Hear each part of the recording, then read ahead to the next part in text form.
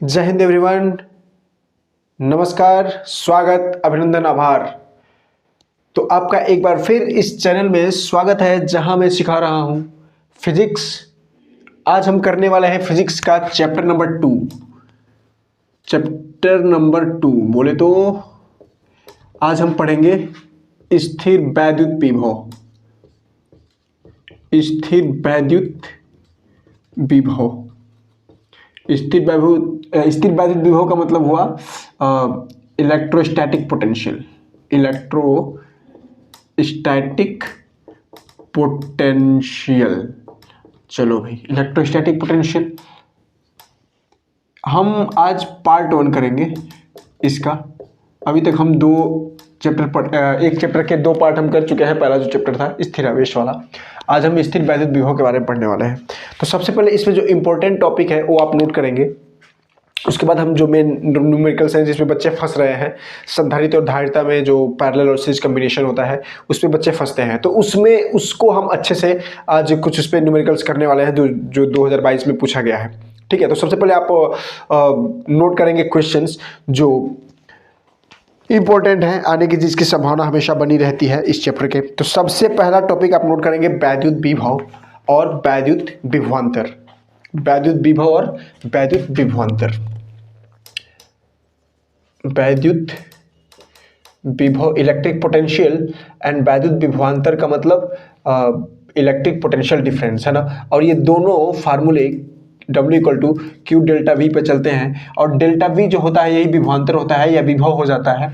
यहाँ से इसका यूनिट पूछ सकता है वैद्युत विभव का या वैद्युत विभवांतर का। ठीक है, तो यहाँ से यूनिट आप कैसे लिखेंगे, तो डेल्टा V बराबर आप क्या लिखेंगे, W/Q।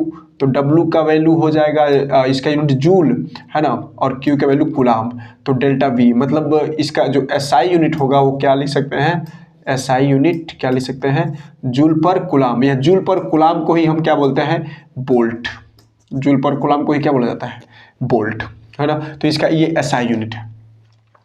ठीक है, और इसका अगर डायमेंशन पूछे तो डायमेंशन आप कैसे लिखेंगे, जूल का जो डायमेंशन क्या होता है, ml/T-2, और पिछले लेक्चर में हम किए हैं C का 80 है ना। तो इसको आप ml/T-2 है तो एक ऊपर जाएगा तो T-3 और A-1, तो इसका डायमेंशन भी पूछ सकता है। एक बोल्ट का डेफिनेशन पूछ सकता है। एक बोल्ट का डेफिनेशन आप वैद्युत विभव या वैद्युत विभवांतर के जैसे आप बनाते हैं वैसे आप कर लेंगे। एक बोल्ट का डेफिनेशन पूछ सकता है। एक इलेक्ट्रॉन बोल्ट का डेफिनेशन पूछ सकता है। 1 इलेक्ट्रॉन बोल्ट 1 EV है ना। और इसका एक चीज और पूछता है कि इसका जूल में वैल्यू कितना होगा, तो 1 इलेक्ट्रॉन बोल्ट = 1.6 × 10⁻⁻19 जूल। और ये सवाल अक्सर एग्जामिनर प्रैक्टिकल के टाइम भी इसको पूछते हैं। 1 इलेक्ट्रॉन बोल्ट = 1.6 × 10⁻⁻19 जूल। कुछ नहीं है, इलेक्ट्रॉन की जितनी वैल्यू होती है ना चार्ज की, बस वही है ना, और जूल लगा देना है क्योंकि ये क्या होती है, एनर्जी। ठीक है, तो ये इंपॉर्टेंट टॉपिक हुए। आगे आप और जो इम्पोर्टेंट है उसको नोट करेंगे। मेरे पास से मैंने टिक लगा के रखे हुए हैं, टिक आप कर लीजिए। कहाँ गया भाई, मिल नहीं रहा, इधर कहाँ गया, पहला, हाँ दूसरा इलेक्ट्रॉन वोल्ट हो गया। आपके बाद तीसरा वैद्युत द्विध्रुव के कारण है ना। वैद्युत द्विध्रुव का मतलब इलेक्ट्रिक डाइपोल। तो इलेक्ट्रिक डाइपोल से हम पिछले लेक्चर में इलेक्ट्रिक फील्ड अक्षीय और निरक्षीय स्थिति पे, अक्षीय का एक और नाम है अनुदैर्ध्य और निरक्षीय का अनुप्रस्थ है ना।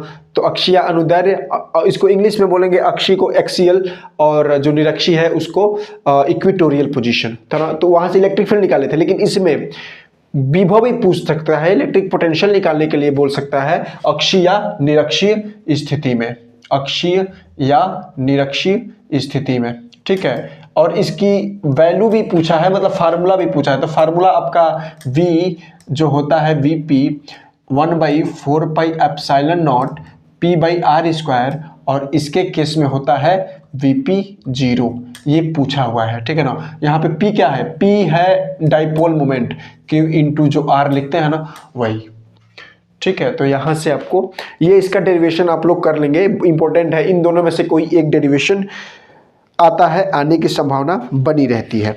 ठीक है, चलिए आगे बढ़ते हैं। अगला टॉपिक आप नोट करेंगे विभव प्रवणता। विभव प्रवणता है ना, विभव प्रवणता, इसको हम पोटेंशियल ग्रेडियंट बोलते हैं।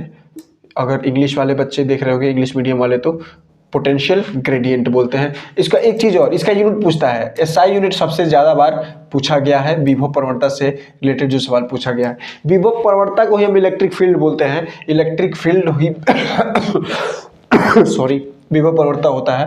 तो इलेक्ट्रिक फील्ड का मतलब न्यूटन पर कूलम, तो विभव प्रवणता को हम न्यूटन पर कूलम भी लिख सकते हैं, या चूंकि विभव प्रवणता है तो हम वोल्ट पर मीटर भी लिख सकते हैं। तो ये दोनों सेम चीजें हैं, ठीक है। तो इलेक्ट्रिक फील्ड का डेफिनेशन अगर पूछेगा तो आप क्या लिखेंगे, न्यूटन पर कूलम या वोल्ट पर मीटर। तो यहाँ से भी सवाल बन सकते हैं, ठीक है। ओके, तो यहाँ पे आगे देखिए, एक और जो बहुत ही इंपॉर्टेंट सवाल है, यहाँ पे समविभव पृष्ठ पूछ सकता है। समविभव पृष्ठ किसे कहते हैं और समविभव पृष्ठ की विशेषताएं, है ना, कैरेक्टरिस्टिक्स ऑफ इक्विपोटेंशियल सरफेस। क्या बोलेंगे, इक्विपोटेंशियल सरफेस, इक्विपोटेंशियल सरफेस, है ना। हाँ, एक जरूरी नोटिफिकेशन मैं देना चाहता हूँ। आप लोग वीडियो देख रहे होंगे, आप लोगों को आइडिया लग रहा होगा, है ना, कि काम की चीज़ें यहाँ पे बताई जा रही हैं। तो आप अपने दोस्तों को भेजो। आप अगर सब्सक्राइब नहीं किए हैं तो सब्सक्राइब कीजिए, और आगे आपको ऐसे ही वीडियो, ताकि मतलब आपको ऐसे ही वीडियो आगे मिलती रहे, ठीक है ना। तो ये ऐसे वीडियो आप देखेंगे तो आपका फ़ायदा होगा। थोड़ा थोड़ा आप देखते रहिए, आपका भी भला होता रहेगा, हमारा भी भला होता रहेगा, ठीक है। चलिए, तो आगे हम, ये तो मेन टॉपिक हो गया जो डिस्कशन कर लिया गया है।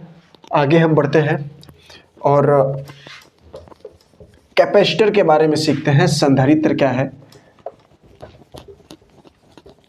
ठीक, और संधारित्र से रिलेटेड क्वेश्चन को हम डील कैसे करेंगे, ठीक है ना। चलिए भाई, 3-4 क्वेश्चन आज हम करेंगे इससे रिलेटेड, है ना। 2022 के ही सवाल हैं। चलिए, यहाँ पे है पहला क्वेश्चन, हम निकालते हैं। कहाँ गया भाई, बहुत लंबा चैप्टर लग रहा है। हाँ ठीक है भाई, चलिए। आपको संधारित्र का जो संयोजन है ना, संधारित्र का जो संयोजन है, मतलब संयोजन मतलब कॉम्बिनेशन ऑफ कैपेसिटर्स, तो दो तरह से होते हैं। एक सीरीज कॉम्बिनेशन जिसको हम श्रेणी क्रम बोलते हैं, और एक होता है समांतर संयोजन जिसका एक और नाम है पैरेलल कॉम्बिनेशन, है ना। हिंदी में एक और नाम है पार्श्व क्रम, ठीक है। तो दो कॉम्बिनेशन है। अगर देखिए, अगर सीरीज में जोड़ेंगे, दो कैपेसिटर को सीरीज में अगर जोड़ेंगे, मतलब ऐसे, है ना। अगर ये C1 होगा और C2 होगा और इसके बीच A और B होगा, तो CAB, या इसी को हम C इक्विवेलेंट लिखते हैं, बराबर क्या लिखा जाएगा, ऊपर दोनों को मल्टीप्लाई करना है C1 C2 और नीचे क्या कर देना है C1 प्लस C2, ठीक है। लेकिन अगर यही पैरेलल में होता, यही दोनों अगर किस में लगे होते, पैरेलल में लगे होते, है ना, और इसके बीच A और B के बीच पोटेंशियल, आपका संधारित्र का जो इक्विवेलेंट पूछता CAB या C इक्विवेलेंट, वो आप ऐसे ही सीधा सीधा जोड़ देते, ठीक है ना। तो इन दोनों का हम यूज करके आगे देखिए सवाल देखते हैं। सवाल देखिए क्या पूछा है, 2022 का सवाल है। A और B बिंदुओं के बीच तुल्य धारिता पूछा हुआ है। चलिए भाई, क्वेश्चन क्या है, क्वेश्चन है आपका, ऐसे बनाया हुआ है सर्किट, है ना, ये धारिता बना दिया है और यहाँ पे कनेक्ट कर दिया है ऐसे। ये 3 माइक्रोफैरड का है, ये 3 माइक्रोफैरड का है, ये भी 3 माइक्रोफैरड का है, ये भी 3 माइक्रोफैरड का है। किसके बीच निकालना है, A से B के बीच निकालना है। 2022 का सवाल है ये भाई, इस तरह के सवाल बनते हैं, है ना, और ये इंपॉर्टेंट सवाल है। तो A से B के बीच आपको निकालना है, तो आप देखिए क्या करेंगे, A से स्टार्ट कीजिए, B तक आना है। तो A से जब B तक आएंगे तो ये एक लाइन में है, एक लाइन में है, तो मतलब किस में हो गए, जब एक लाइन में है तो ये हो गए सीरीज में। तो सीरीज में आप ये वाला फार्मूला लगाते हैं C1 C2 अपन C1 प्लस C2, है ना। अगर लेकिन यहाँ पे 2 था तब लगाते हैं, लेकिन 3 होता तो कैसे लगाते, तो इन तीनों का 3 एक ही जैसा है, तो आप ऐसे लिखिए इसके बीच का हम मान लेते हैं C1, है ना। तो ये तीनों क्या है 1/3 प्लस 1/3 प्लस 1/3 करके निकालते हैं। तो 1/C1 इक्वल टू क्या हो जाएगा 3/3 इक्वल टू 1। मतलब C1 की वैल्यू कितनी आ गई 1 माइक्रोफैरड। मतलब इन तीनों की जगह पे कितना हो गया 1 माइक्रोफैरड। इसको मान लेते हैं C2, तो C2 बराबर कितना है 3 माइक्रोफैरड। तो C जो AB हो जाएगा, अब देखिए ये वाला और पूरा एक साथ आ जाएंगे पैरेलल में, तो हम क्या करते हैं पैरेलल में जोड़ देते हैं। तो जोड़ेंगे तो 1 + 3 कितना 4 माइक्रोफैरड। ये आपका आंसर हो जाएगा। बस में ये आपका सवाल है, 2 नंबर में पूछा हुआ सवाल है। ठीक है, इसी तरह से और भी सवाल आपको आगे मिल जाएंगे। चलिए देखिए, एक यहाँ पे सवाल बना हुआ है, ये हो गया आपका, ऐसा सवाल बना दिया है, ये व्हीटस्टोन ब्रिज की तरह बना दिया है। अब पहचानेंगे कैसे कि व्हीटस्टोन ब्रिज है, देखिए मैं पहचान इसका करा देता हूँ, है ना। ये सवाल है, ये टर्मिनल ए मान लीजिए और इधर जोड़ दिए टर्मिनल बी, है ना। ये हो गया 4 माइक्रोफैरड, ये हो गया, ये भी 4 माइक्रोफैरड, ये भी 4 माइक्रोफैरड, ये भी 4 माइक्रोफैरड, और बीच वाला दे दिया है 5 माइक्रोफैरड। संधारित्र की धारिता पूछ रहा है CAB कितना होगा। देखिए अगर इस तरह का सर्किट कहीं मिले ना, एक इधर लगा है उसके बाद बीच में कनेक्टेड कर दिया, एक इधर लगा है, और जो बीच में कनेक्टेड है उसके दोनों नीचे भी दोनों साइड कनेक्टेड हो, है ना। तो आप क्या करें क्रॉस मल्टीप्लिकेशन कीजिए, 4 का 4 से 16, इनका इसके 4 से 4, अगर दोनों बराबर है 16 ये भी आ रहा है 16 ये भी आ रहा है, तो इसमें करंट नहीं जाएगी या चार्ज नहीं जाएगा, तो इसका कोई यूज ही नहीं है, इसका कोई यूज नहीं है। तो जब इसका कोई यूज नहीं है तो आप ये वाला किस में हो जाएगा सीरीज में, तो इसका सीरीज में निकालोगे 4 और 4 का सीरीज में 2, है ना, 4 का सीरीज में 2, 4 का सीरीज में 2, तो इस 2 के साथ कितना पैरेलल में, तो 2 का 2 के साथ पैरेलल में कितना 2 + 2, तो 4 माइक्रोफैरड आपका क्या आ जाएगा आंसर, 4 माइक्रोफैरड क्या आ जाएगा आंसर।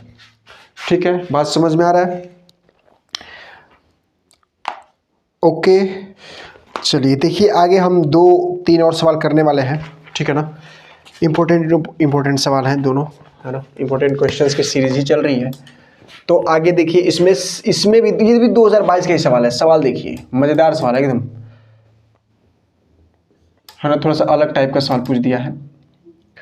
चलिए मैं पहले सर्किट बना देता हूँ फटाफट। ये हो गया, यहाँ से सीधा ये जोड़ दिया है, इधर B, इधर आपका जोड़ दिया है A, है ना, इसमें से बीच में से एक लाया है, इसको एक और जोड़ दिया है।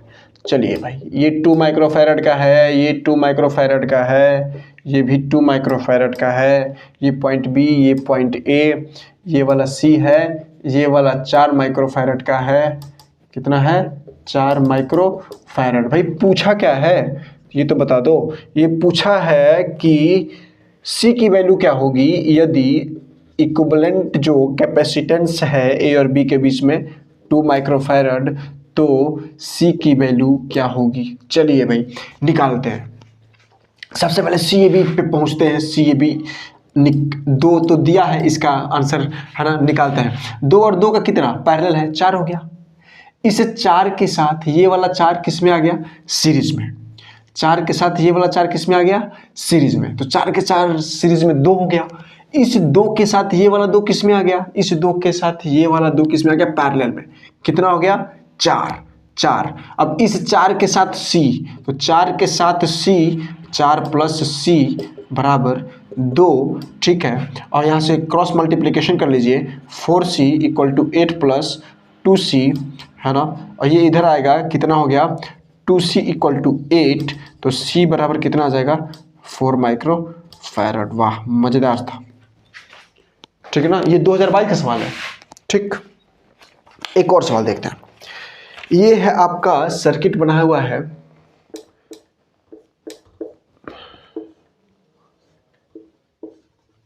कुछ इस तरह का सर्किट है। कैपेसिटर और रजिस्टर एक ही में लगा दिया है, एक ही में लगा दिया है, और आगे आपका इधर एक बैटरी दे दिया है, 12 वोल्ट का बैटरी बना के, इधर भी एक रजिस्टर लगा के, है ना।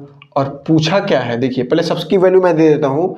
ये 1 ओम का है, ये 3 ओम का है, ये 2 ओम का है, कितना है 2 ओम का है, ये 1 माइक्रोफैरड का है और ये 2 माइक्रोफैरड का है।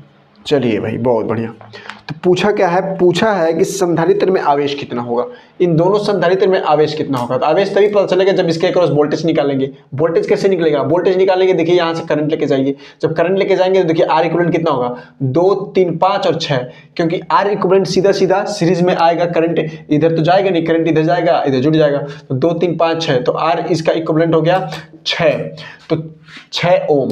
तो आई की वैल्यू हो जाएगी 12/6 बराबर आई कितना हो गया 2 एम्पियर। तो जब आई 2 एम्पियर इसमें जाएगा तो 2 3 5, इस 5 को चलाने के लिए है ना वोल्टेज कितना हो गया 5 × 2 कितना 10 वोल्ट। अब इस 10 वोल्ट से कितना चलाना है 1 और 2 को, है ना। तो सी इक्विवेलेंट आप जब निकालोगे तो 1 और 2 किस में है सीरीज में, तो सीरीज में सी इक्विवेलेंट 1 × 2 डिवाइडेड बाई 3, दोनों को जोड़ दिया तो 2/3, है ना। और क्या पूछा है चार्ज, तो Q बराबर सी इक्विवेलेंट × V कर लो, तो सी इक्विवेलेंट कितना 2/3 × V 10, तो 20/3 आ गया माइक्रो कूलम्ब, ये आ गया Q की वैल्यू।